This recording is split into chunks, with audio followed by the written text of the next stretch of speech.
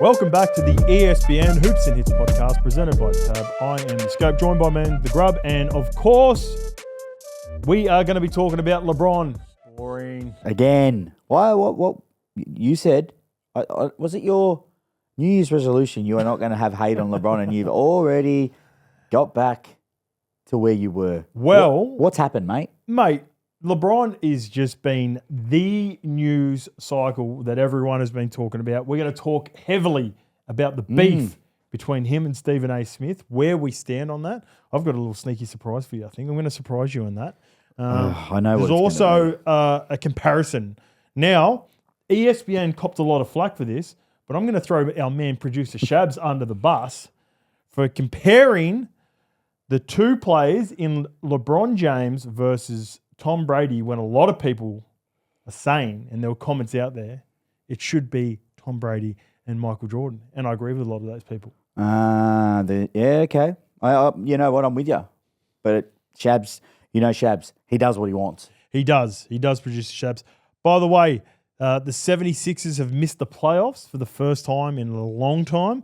The Major League Baseball season has arrived, and we've got some controversy. So we're going to talk about the bats or specific bats that's being used and the numbers that are associated with that bat and the advantage and the perceived advantage that using that bat has been for the players who have been using it to start the season. And also we're going to talk about Jordan Petatia, an Aussie athlete who has performed really well in practicing for the NFL. So, Grub, what I've asked you to do is position by, we've got a couple of defensive positions. Yep. We've got running back, wide receiver, and tight end. Yep. You've got a couple of rugby league players, comps, that you could put into, or that could play in the NFL. Dream team. And by the way, we will preview the Final Four for the week, for the Pick Six this week. And I have a feeling I know where you're going, because your two teams who you talked up last week are still alive. I don't want to say it, but I told you so. There we go. There's a little teaser. If you've had a play on that responsibly last week, you are travelling. All right, let's get to Left on Red. We've got a few comments off the back of this post, and this went absolutely gangbusters on Facebook. The first one comes from Sean Martin, but LeBron isn't the GOAT. By the way, that's my burner account, Sean Martin. That's who I like to go by in this episode. And the second one comes from Facebook, and this is Sean Mawiney, which is a bit like all the LeBron lovers, Mawiney, all the time. So Brady gets bailed out by the kickers multiple times, but LeBron isn't allowed to get bailed out by Ray Allen and Kyrie. Not to mention a quarterback is on the sidelines for 50% of the game. So would you rather have the career of Tom Brady, or it's almost comparing GOATs, but Tom Brady versus LeBron James, where do you sit? I'm going Tom Brady for a few reasons. I feel growing up, when I was watching NFL at a young age, you always wanted to be the best quarterback at a college or in an NFL team, because you were the man. When you watch all the old movies and the TV shows, it's always the quarterback that was the cool dude. They're the man. When you think about, did you ever watch any basketball movies where it was like the guy was a point guard or a center or a power forward or a small forward, like that was the position in all the basketball shows and movies? Not really, was it? Maybe shooting guard. Maybe shooting guard was the most popular, but you're right. If it was ever an NFL or a gridiron movie, apart from Bobby Boucher, it was centered around the quarterback. Willie Beeman. Beeman. What a man. That's that's a different. This is beside these two blokes. But I will say, the reason I would love to be Brady is because I feel, for me, he is known and remembered as the clutch player. And I love that. If I want people to remember me, I was very far from it, but I would love to be known as a clutch player. Well, you had a clutch moment, a clutch team in Origin to win a big moment. But I didn't do anything. Yeah, in saying that, you're a part of it, but imagine doing it 7 times. Yeah. That's the difference. That's like you've had full imagine clutch. reliving that moment 7 times and being a part of an Origin team 7 times. And that's what Tom Brady's done. And without even being LeBron hater, this one's an easy one. Like this one's easy for me. You can't be the GOAT of even your own sport if you're not winning NBA finals. True. More than 50% of the NBA finals. Like, that's not even an argument anymore. I can't. And then, like, the other part of it, and this comes from Sean Mawani, is Tom Brady's not even on the field 50% of the game. That makes what he did even more important to me. Like, you can look impressive. at that. You can look at that in a number of ways. One, that he's obviously had good defenses, but other times when the defenses weren't doing their job, he had to play so well offensively to get to a lead where he wasn't relying upon defenses. Yeah. So I think what a quarterback does, and if they can have the results that they do with a 52-man roster. Yeah. Imagine that. So there's 11 players on the field for offense when you're a quarterback. So you got to make that work. But then you also have to do enough just in case your defense isn't good enough to score more points than the defense because you can't affect the game that way. When you're the guy on basketball and you have another, like if you've got a Batman, if Batman's got a Robin, you're a really good chance of winning most games. Like if you are properly the GOAT in basketball, you should be winning big moments in big games because you only got to rely upon another three people to make their shots and defend. Yeah. Whereas, like, you're saying with the room Brady, for error is so much more in NFL. Can I say one thing, Hoz? And I would love for you to agree with me. I think LeBron is way more marketable than Brady. Cooler. I would say he's cooler.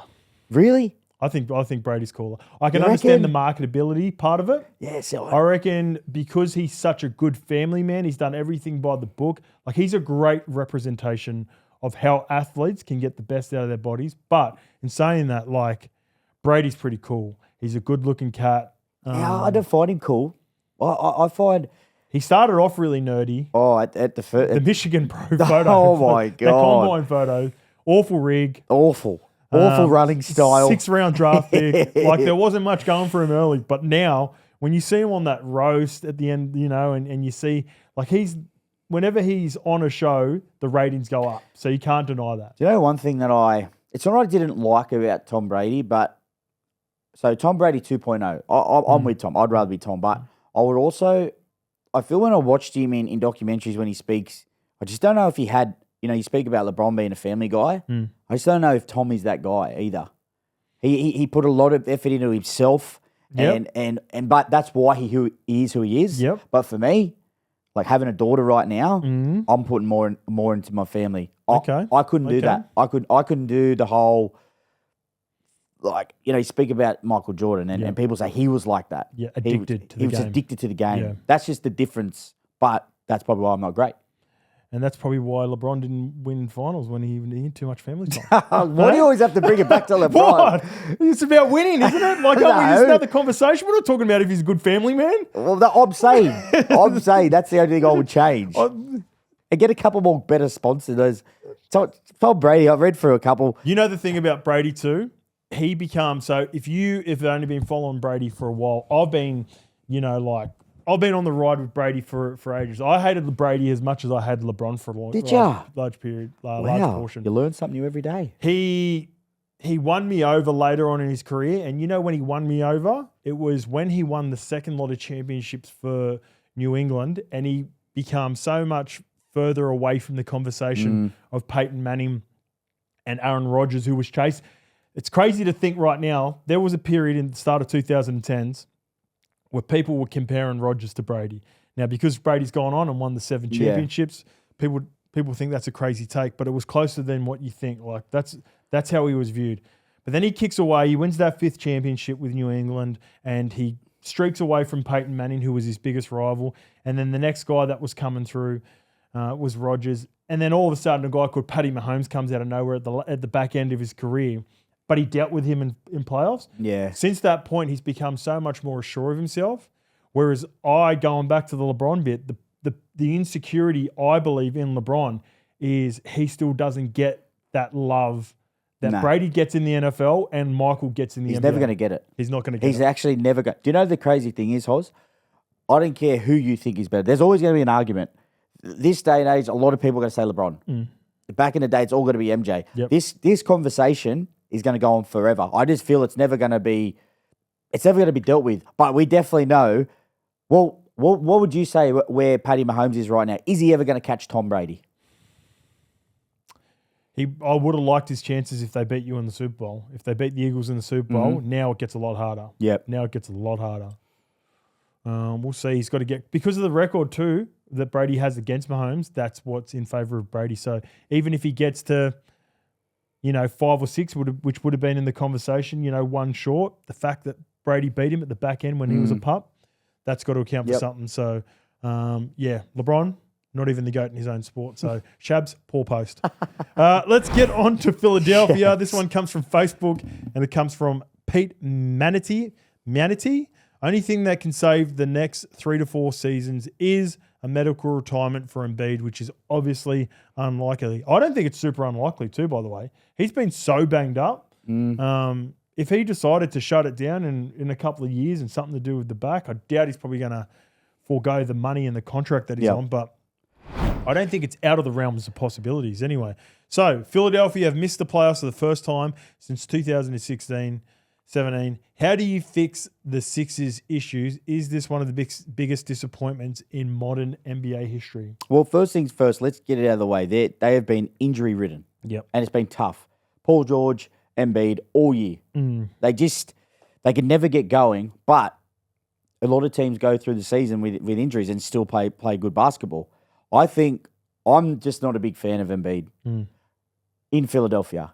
I don't know what it is. It's him as a person, as a player. I just don't like his aura, his attitude. He doesn't match the city, does he? He doesn't match the city. No. Hardworking. Yeah. And I feel he always thinks everyone's against him, and people should be like, look what I've done here and that. But, mate, unfortunately, man, it's a team sport. It's not always about you. And I know this NBA, and they think it's about them a lot of the time, but people would respect you way more, mate, if you just hustled. And that's the one thing. The question is, how do you fix the Sixers? I watched a few of their games recently, and the teams that they've been playing, they played you boys yesterday, a couple of days ago, the Heat. Yep. And a couple of the open threes that they had, the Heat, no one was closing out. Yeah. And that's attitude. It's effort. And that's where I think they've lost it. I don't think they're leaders in Embiid and aren't leading from the front. So I've got a question for you, Hoz. You know they've had heaps of injuries. Yeah.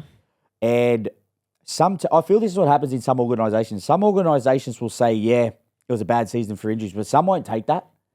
Like as in the Melbourne Storm. Next man up. Yeah. So what's your thoughts on that, how they speak about that? Because I've heard a few people say we've had an injury-ridden season. Are you happy with that as a fan? Here we go. I'll be able to answer the question in this by answering our question from the start as well. Is this one of the biggest disappointments in modern day NBA history? No, because I've never rated them. They've never been a team that I've thought were going to win the championship. They've always had holes in them. They've always had excuses, to your point. Very rarely take accountability. They've tried different things. They've moved players on. They've had Jimmy Butler. They've had Ben Simmons. They've had James Harden.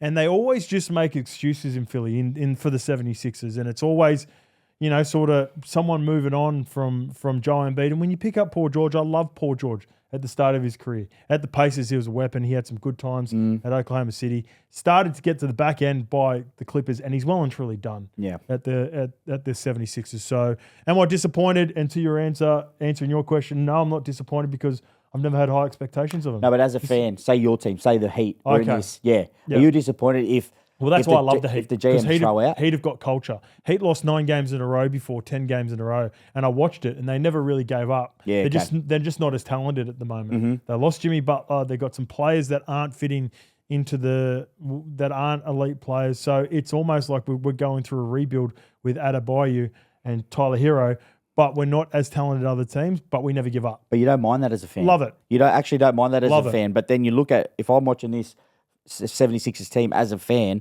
defense is attitude. They're checked out. Their attitude stinks. They're checked out at the moment. So, all right, let's get on to Sean Murray. At worst case, torpedo bats are the tush push.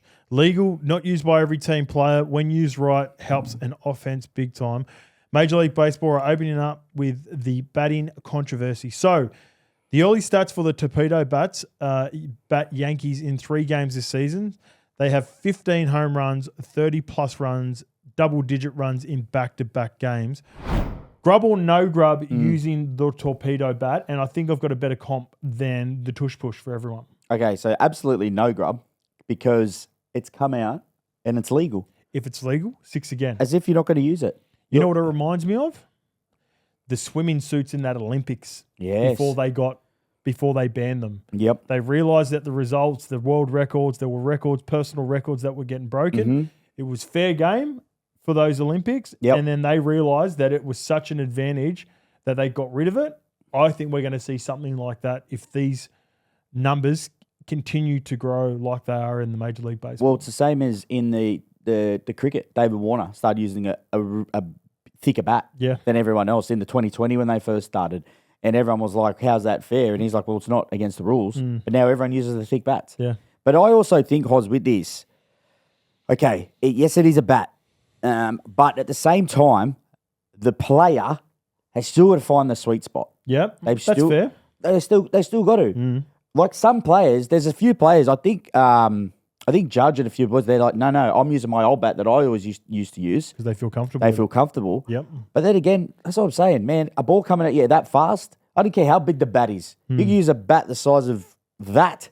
You still got to hit the thing. What's that? I don't know, like a table. A bat table. But yeah, I just think you still got to have the skill, even though, you know, they say this bat has more mass. So obviously, like it might be a bit easier, but you still got to hit that sweet spot. So if it's only a reward if you're not in on it, Hoz. Oh, exactly right. And if other people use it and they have accelerated results, then so be it. I think when something like this comes in and innovation comes into sport, the ones that are missing out are not necessarily the guys that are playing, because you've got the opportunity to use it as well. It's the people that have broke records before that you're getting a far superior suit, a far superior bat, a far superior cricket bat as well. So it's the people that have broke records before are the ones that are disadvantaged of it, not if it's available to everyone right now. All right, let's get on to Jordan Petatia, the rugby union Wallaby. He has been, we got a message from Twitter from QOBBY. Jordan Petatia has caught the interest of four NFL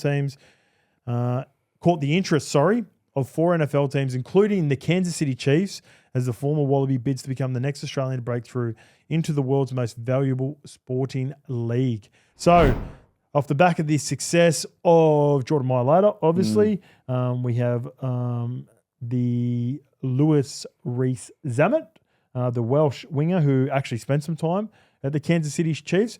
Grub, you've come up with 5 positions for us. And we, off the back of rugby union players having a crack, which NRL players would you like to see have a crack? I'm going to start with the position of the running back. I got the running back. I've got James Teddy Tedesco. Oh, I like it. He breaks tackles like no one else. Yep. But I also feel he goes sideways faster than a lot more people like that. Yep. And so when we're thinking as a running back, he can shift from whichever gap he gets in 2 seconds. And I feel Teddy's smart. I like it. So he'd understand the system. Yep. He'd know Pass the holes to hit. Exactly. Getting out of the backfield, catching the ball too. I like it. I would have gone with Brian Toto.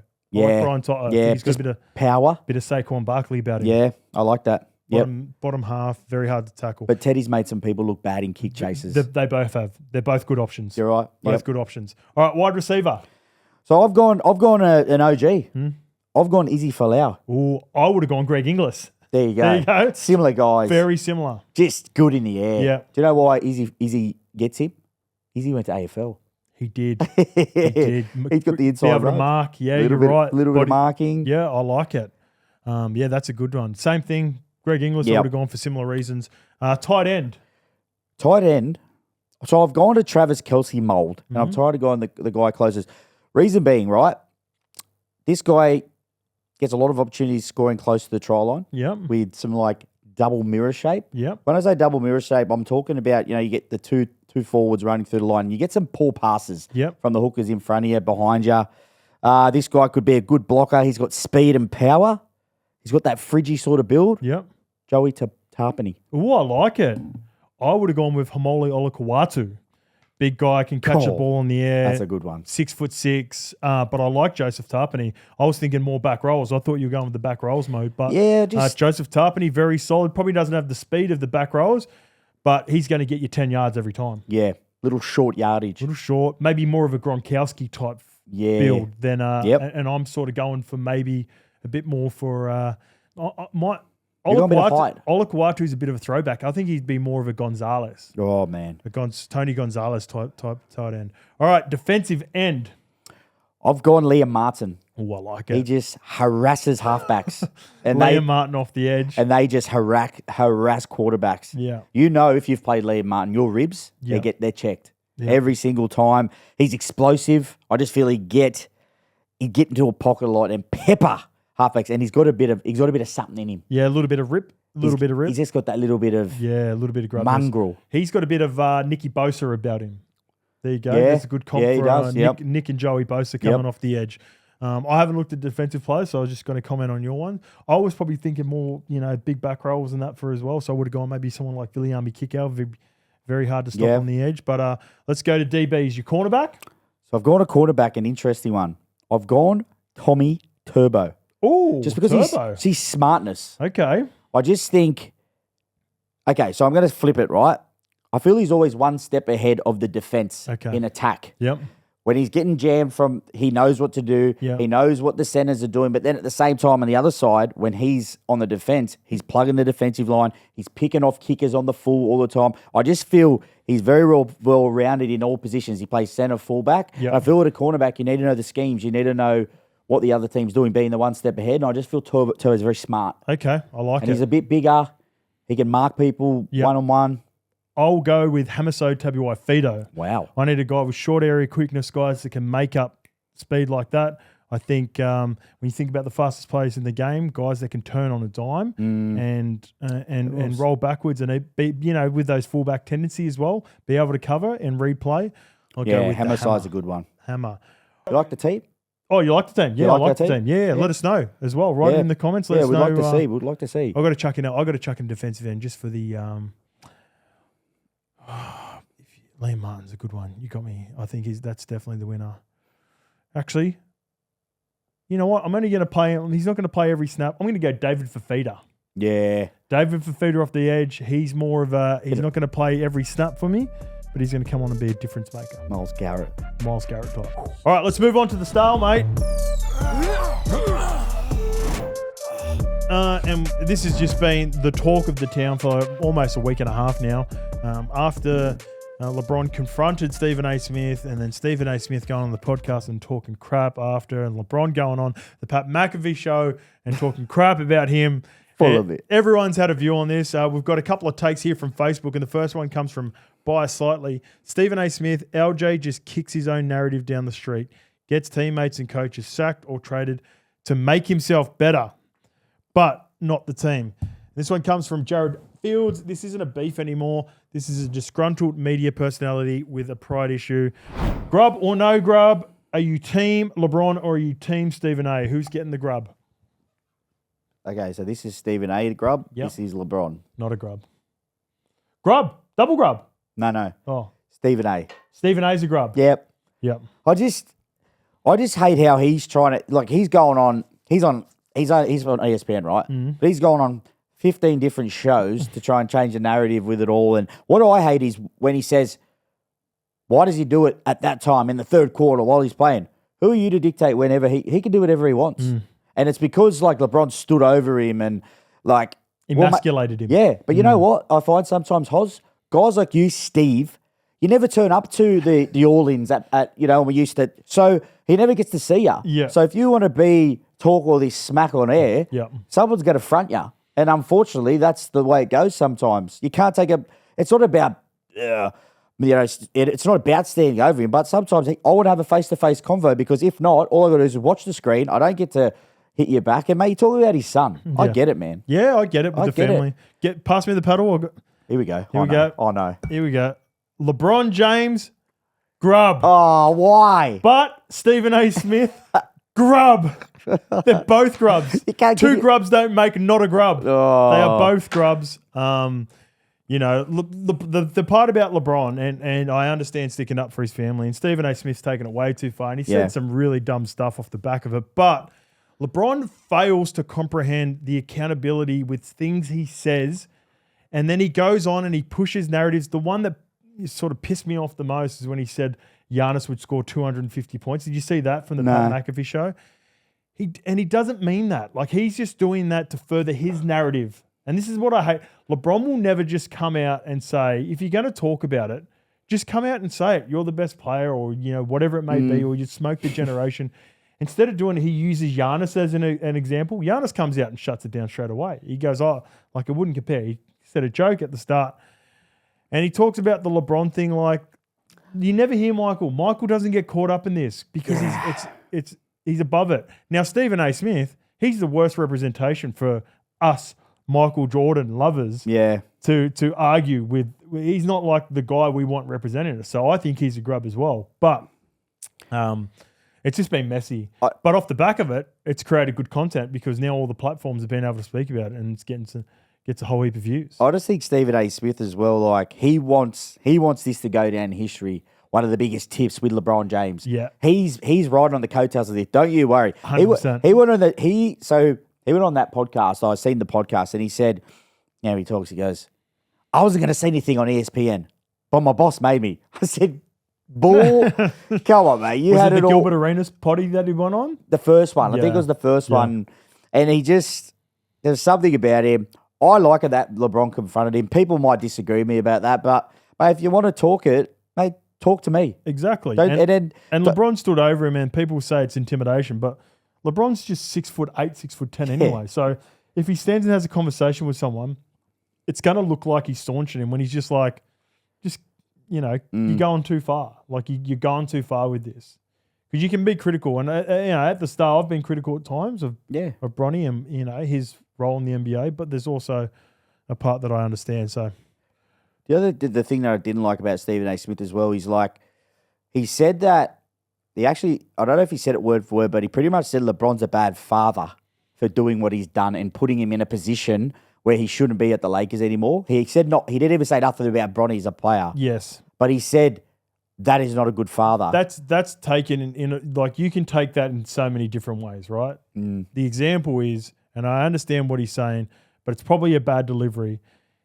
Putting him, the pressure on him is what he's saying is being a bad father. I'm not saying he's a bad father in general, just that example. But when you start saying things like that, it's always going to be messy. You're better off just not saying anything. What's the headline? Exactly. Exactly. And he's been around long enough that he knows he shouldn't get caught up in that. Despite all the stuff that I've said about LeBron, everything that I say is about him and about what he's achieved or what he hasn't achieved. You never talk about someone's family. That's crossed too far. Double grub, 2 grubs.